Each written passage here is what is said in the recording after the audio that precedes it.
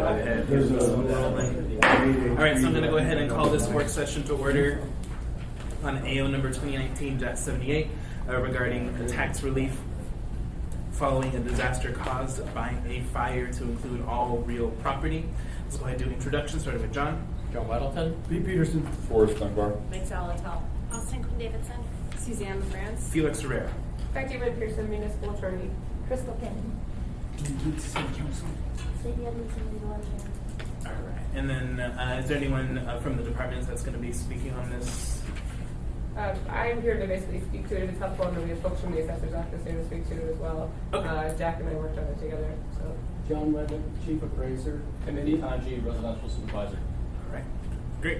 So I'm just going to do a brief introduction, then I'll turn it over to Ms. Wynn Pearson. So this is an ordinance that came forward because we heard from the Marriott Courtyard. They came and did a public appearance request before the Assembly and asked for us to look into expanding the definition to allow for tax relief following a disaster caused by a fire. Right now in code it's just residential property, so it's not all property. And so I looked at expanding it to include all property. And the big point, and the ordinance itself is simple, which is why this is just a 30-minute work session. I think the point, and I think Mr. Weddleton asked the question to the administration, is what's going to be the economic effects here? So that's, I think, where most of the discussion will go towards. I'll go ahead and turn it over to Ms. Pearson. Sure. Thank you, Mr. Chair. As the Chair mentioned, this is a relatively simple ordinance legally. The previous tax relief language was limited to owner-occupied residences. So only if you are living in your own house does this apply. The expansion gets rid of both the owner-occupied requirement and also the residential restriction, making essentially all properties in the municipality eligible for the same kind of relief in the event of a fire. And the relief is twofold. You can apply mid-year for the assessed value of your property to be reduced, but you can also apply for any taxes that have been already paid to be refunded. So this is where the financial impact comes in, because you may have already set the mill rate and sent out tax bills, and then we might have a significant fire and refund a bunch of taxes and end up with a big gap in the budget. The other minor tweak to the language of the ordinance that's in here is that the existing language contained a clause that said basically if you or your family members are responsible for burning your own house down, you don't actually get this relief, and we've added an analogy for commercial property. So if it's your employee or your agent who burns down your property, you also don't get to have tax relief from the municipality. This is an accidental fire or arson where you get to have this tax relief. There's also a provision in Section 3 which deals with the fact that acknowledging that this change is driven by some fires that happened earlier this year creates a one-time extension for the date of application. So because generally under the code language, an application for this kind of relief is due 120 days after the date of the disaster.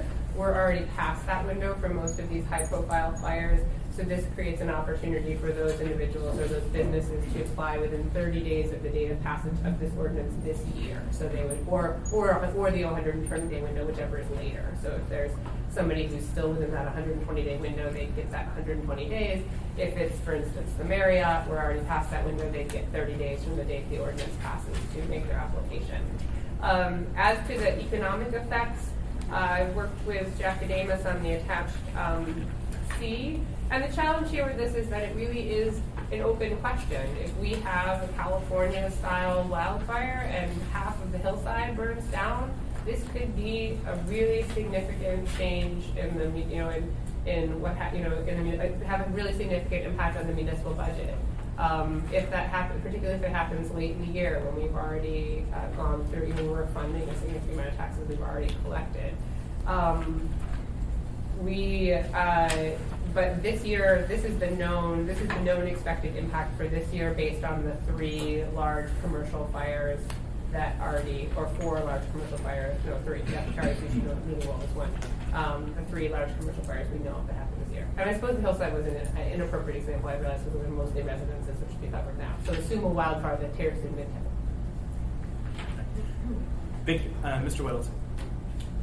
You deleted and occupied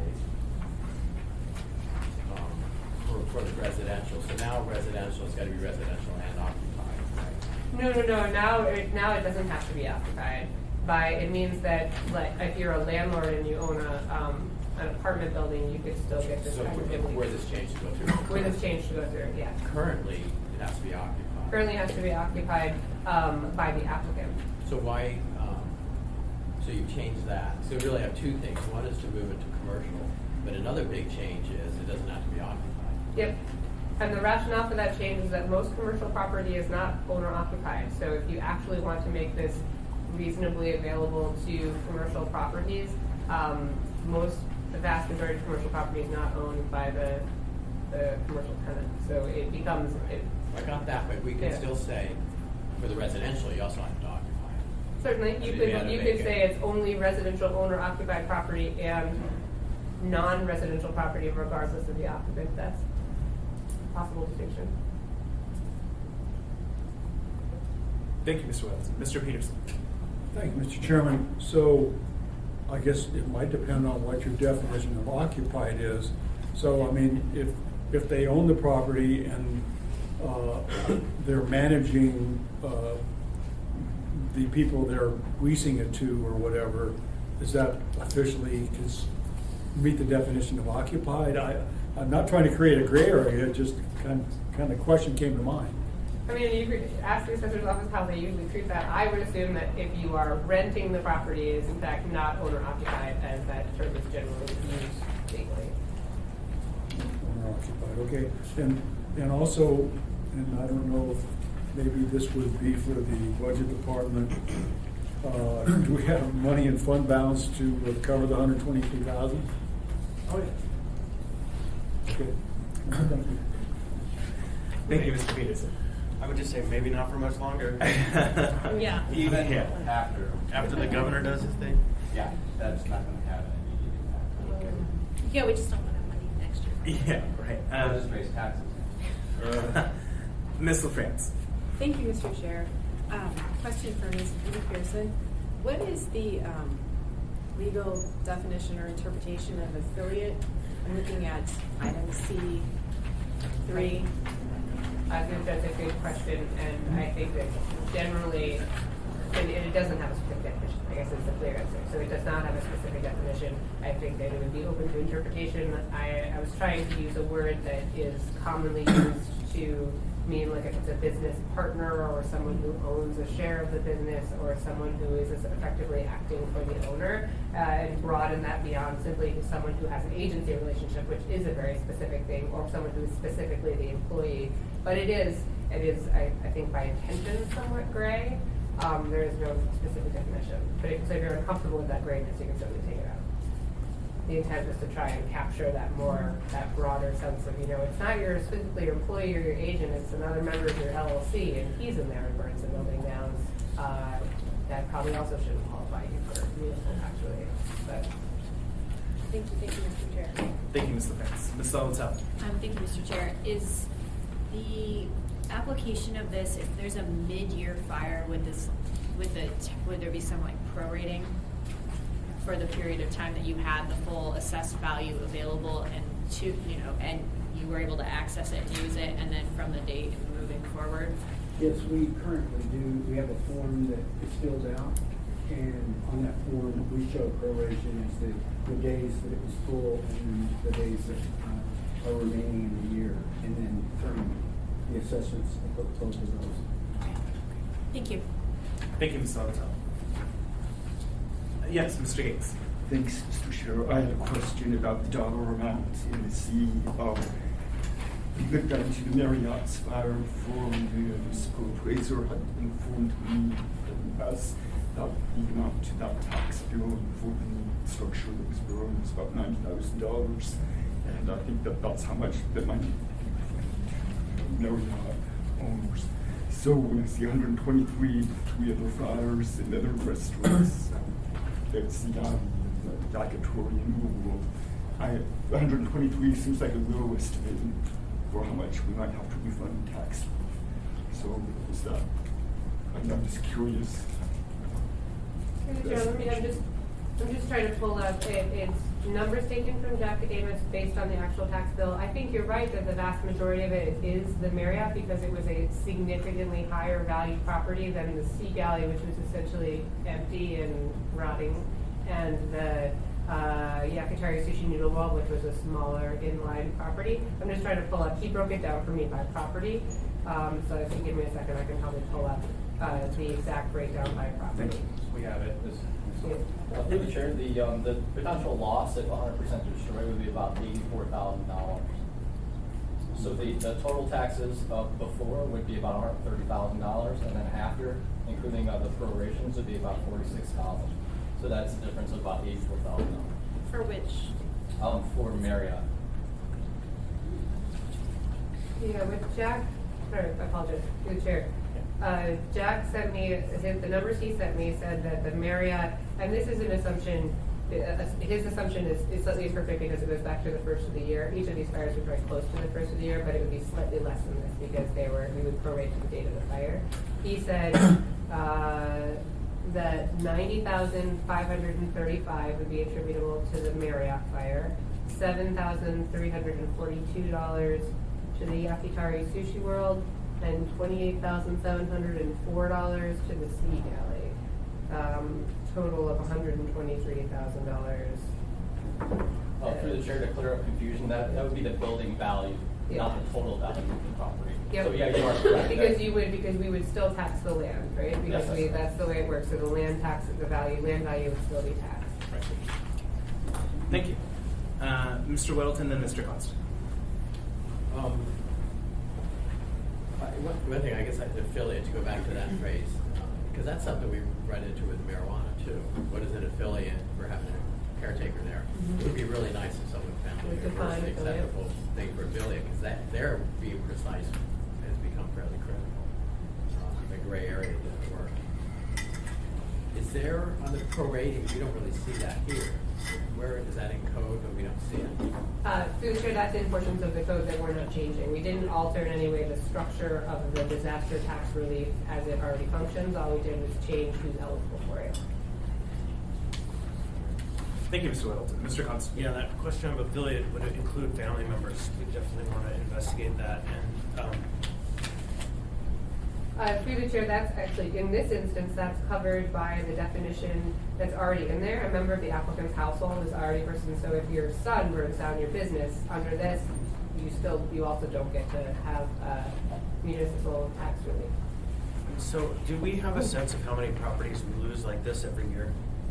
Through the chair, I don't, and when I talked, I don't know if you all have a better sense, when I talked to Jack, he said varies completely based on what happens in a given year, but I don't know if you all have more insight. We've never really tracked it, Yeah. but, they come in and ask us to look at the property so that we make sure that future years burn.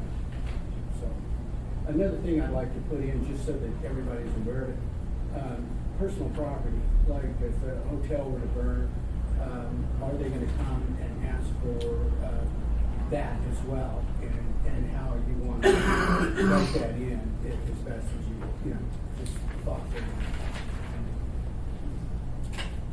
Thank you. Anything further, Mr. Constant?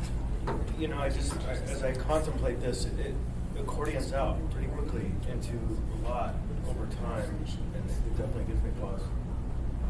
Thank you, Mr. Constant. Mr. Weddleton.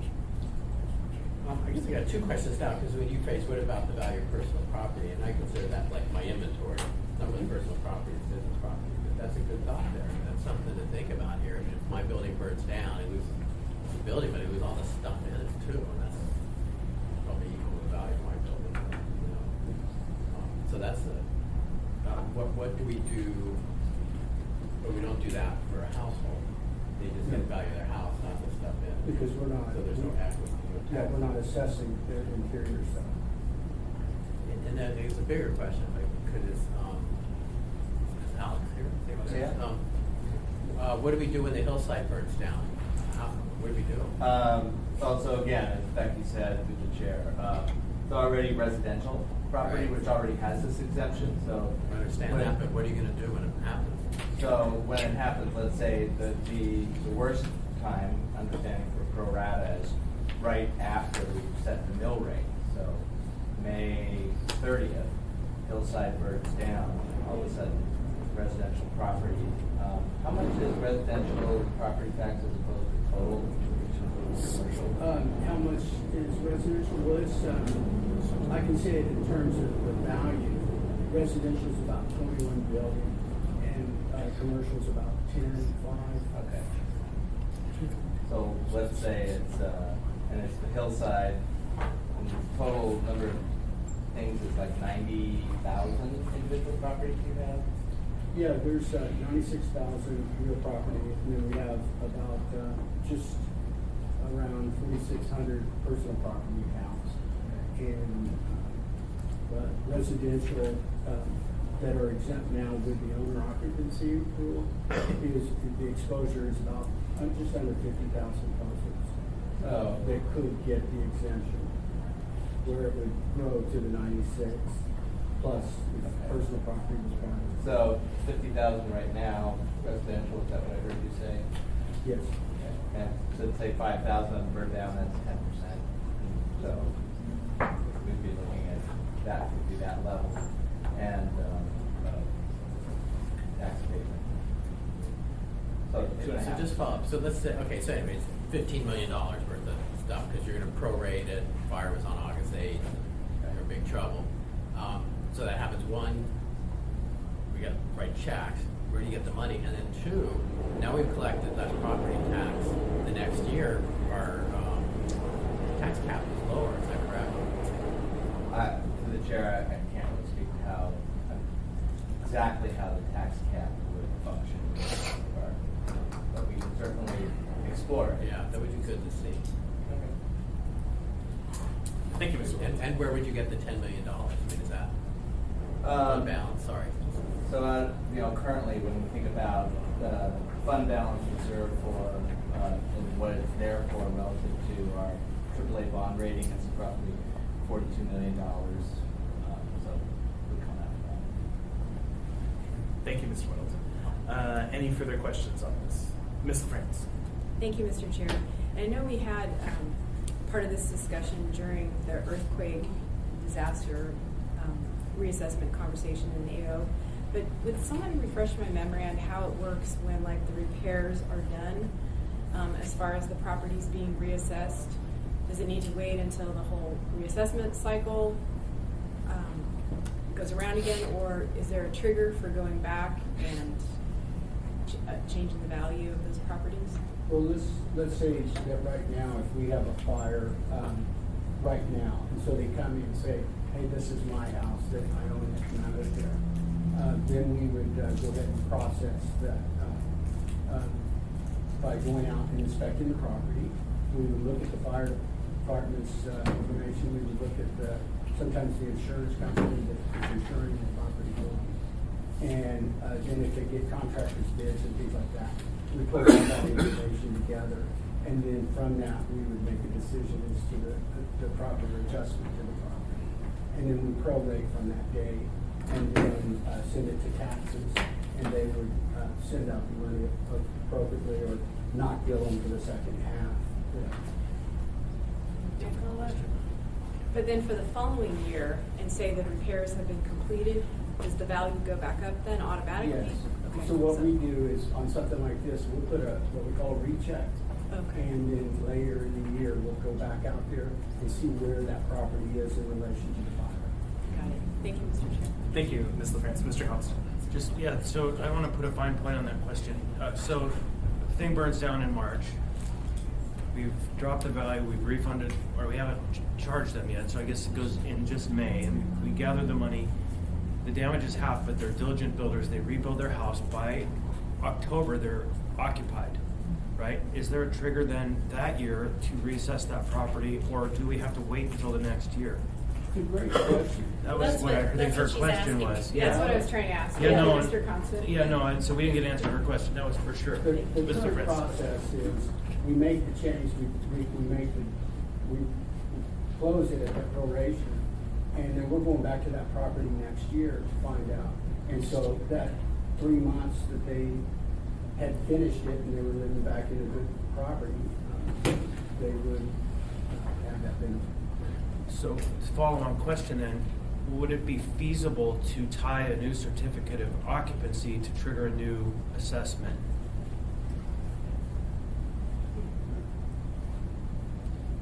And then, what is it? So when a building is damaged beyond use and then repaired to use, they need to be issued a certificate of occupancy by the building department.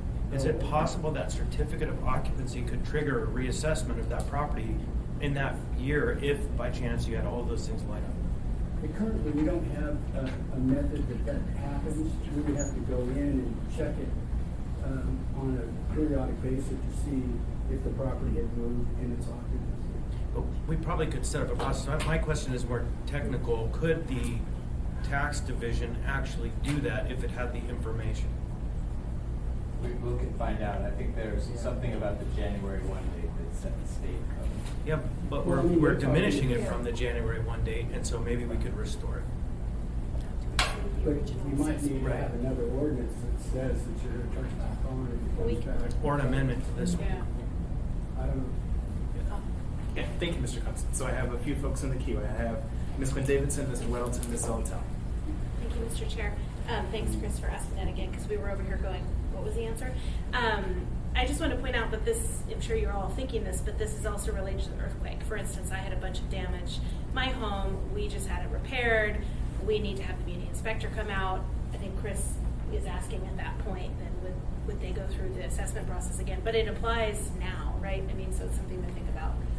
Right. And currently what we're doing and what will happen in our current system, because we have to continue with our annual processes, is that we set the earthquake January 1 as this year. We cut the thing, and now on January 1st of next year, we're going to come back and look at your home and say, is it still? Yeah, I understand, but we're talking about something else, which is the home's repaired before January 1. Right. Do you want to recapture that value? And not you, that's a us question. If we can legally is the question. So through the chair, real quick, in an Alex, or actually you guys jump in if you want. Currently, not directly tied to the CO, but in cases where, for example, a building has undergone substantial damage and needs to be demolished, you currently have the provisions in play in code where January 1 your building was fine, you got assessed that value. March 1st, so it's not good anymore, and you've torn it down.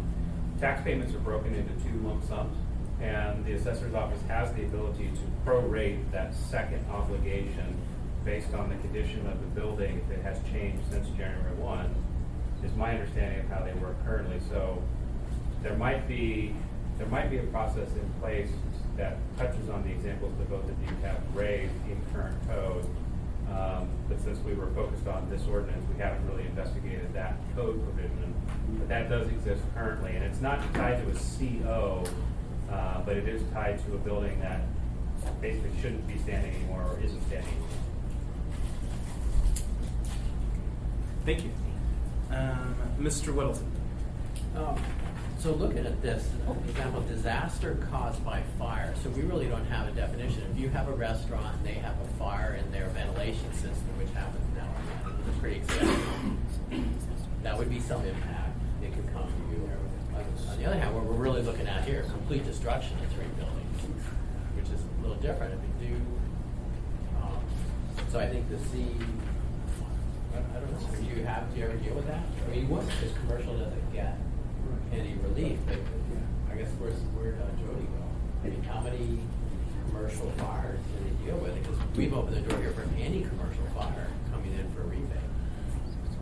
I think the fire department might be a good place to they can whip out a number like that. Well, we're defining caused by fire, which, completely damages all utility of the building, or we say 80% of it. I think we have stuff like that in code elsewhere. That was 50%. Certain percent lost.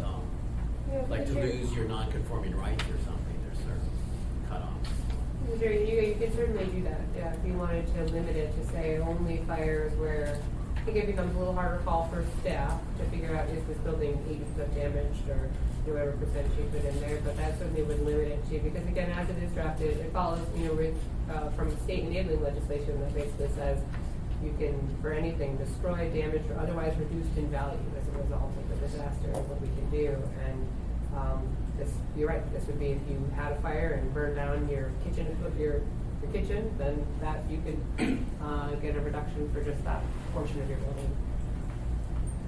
Now, in the code now, it's 50%, correct? 50% or more? Or Yeah, that's what I is thought it was. Oh, okay. It has to burn in the buildings 50% or more damage. Okay. So you already know better than I do. Thank you, Mr. Whittle. Ms. Altell, then Mr. Peters. Thank you, Mr. Chair. Two quick questions, or a question and comment. One, does the C include the idea of additional labor, or what's going to, like, I mean, if we had something, I mean, we're going to obviously have more work going into this, so it's just a thought that the economic impact goes beyond just the tax, especially if we had a significant event, and depending on how many valuations we're going to allow. So as we talk about recapturing some of the tax, it is going to require additional labor. And I guess my concern with, or my comment with regard to capturing the tax is I would feel more comfortable if it wouldn't exceed the original assessment that we started from, that we reduced from, just so that there's some notice to somebody. If your tax bill suddenly jumped on the reassessment when we started to recapture, that would maybe put some people in an unintended consequence versus what you were originally starting at on January 1. I don't know how clear that is, but if you're assessed at $400,000, you're reduced because of a catastrophic event or you fall in this. When you are reassessed, if your building is actually now worth $500,000 because you made fantastic repairs and improvements, that recapture proration, or however we're going to do that, I think should only be based on that original amount, and then we'll catch the addition the next year. I don't know if I just made that way complicated. Through the chair, real quick. Yeah, that and sometimes that is the case. And I'm going to speak not from the assessor side, but from the building safety side. And that sometimes is an avenue where a homeowner goes from, you know, I had my Rogers Park Ranch and burned down. Now I'm actually going to build a 2-story, 3-bedroom with an ADU. So in cases like that, the owner is electing to make improvements above and beyond what the original value was, and they should be anticipating that they're going to have to pay the full value of that.